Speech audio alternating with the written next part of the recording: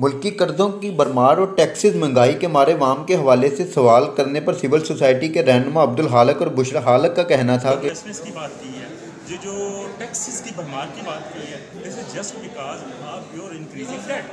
ये कर्जे आपके इतने बढ़ चुके हैं कि आपको इनकी रीपेमेंट के लिए पैसे चाहिए। वो रीपेमेंट के लिए पैसे कहाँ से आएंगे? टैक्सेस लगाएंगे, टैक्स लगाएंगे तो महंगाई होगी तो लोग चीखेंगे। तो लिहाजा बात ये है, इमरान खान साहब को ये ज़रूर समझने की ज़रूरत है कि कर्जे बाकी हुकूमतों ने भी लिए और इन्होंने भी आके लिए।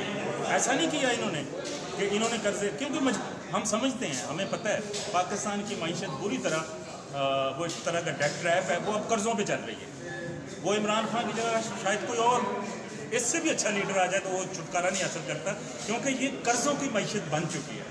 इस डेट स्पाइरल के अंदर आप दाखिल हो चुके हैं। अब उस स्पाइरल से निकलना कोई आसान काम नहीं है।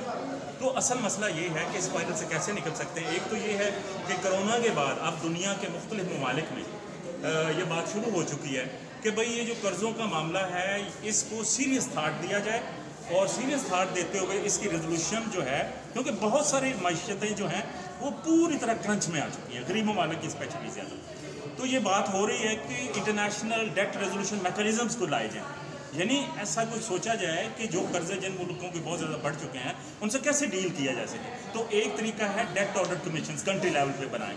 हमारी भी डिमांड ये है कि अब कंट्री लेवल पे ये जो आपने इंक्वायरी कमेटी बनाई है पीटीआई गवर्नमेंट ने, हम समझते हैं वो नाकाफ़ी है, उसका मैंडेट भी बड़ा लिमिटेड है, 10 साल तक है, वो काम नहीं कर सकेगी। आप उसका मैंडेट और जो आउटरीच है वो कम से कम 40 ईयर्स तक लेके जाएँ, 1980 तक लेके जाएँ। उसमें जनरल ज़िया-उल-हक के कर्जे लाएँ, जनरल मुशर्रफ के कर्जे लाएँ, क्योंकि ये वो कर्जे हैं जो दरअसल इंटरनेशनल रूल्स और डेफिनेशंस के मुताबिक कुछ कन्वेंशंस की ये इलिजिटिमेट है। अगर आप ऑडिट कमीशन के ज़रिए इन चीज़ों की इलिजिटिमेसी जो आप साबित कर सकें तो you can be in a position to refuse to pay this debt. और बाकी भी आप कह सकते हैं, बहुत सारे प्रोजेक्ट्स पार्टी हो सकते हैं।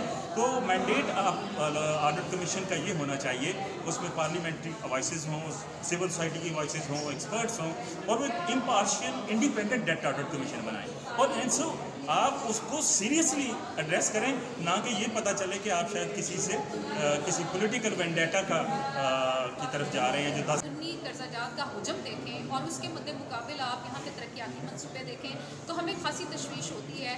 ये पहली बात तो ये है कि क्या आवाम से पूछकर उनकी मशावरत से उनकी ओपिनियन के साथ ये कर्जे लिए गए, और जब लिए गए तो फिर खर्च कहाँ किए गए और क्या कहाँ कितने खर्च हुए, क्या आवाम को जवाब दिया गया या नहीं। दूसरी अहम बात यह है कि मौजूदा हुकूमत जो है वो खुसूसी तौर पर जब से कोविड का बहरान आया है तो उसमें मौजूदा हुकूमत एक स्टेप तो आगे गई है, और ये बहुत अच्छी बात है, खुशाइन बात है। लेकिन इमरान खान साहब और हमारे वज़ीर-ए-आज़म और हमारी पूरी हुकूमत को और मज़ीद दलेरी की ज़रूरत है कि वो IMF के इन कड़ी शराइत के साथ जो मशरूत कर्जाजात हैं उनकी मनसूखी की बात करें, उनको डेफर करने की बात ना करें, उनकी सस्पेंशन की बात ना करें, बल्कि अवाम के हकूक़ को तहफ़्फ़ुज़ देने के लिए अवाम को सस्ती बिजली, गैस, आटा, चीनी, एजुकेशन और हेल्थ सर्विसेज देने के लिए ये बहुत ज़रूरी होगा कि हमारी हुकूमतें आगे बढ़कर IMF के कर्जाजात की मनसूखी का मुतालबा लेकर आएँ।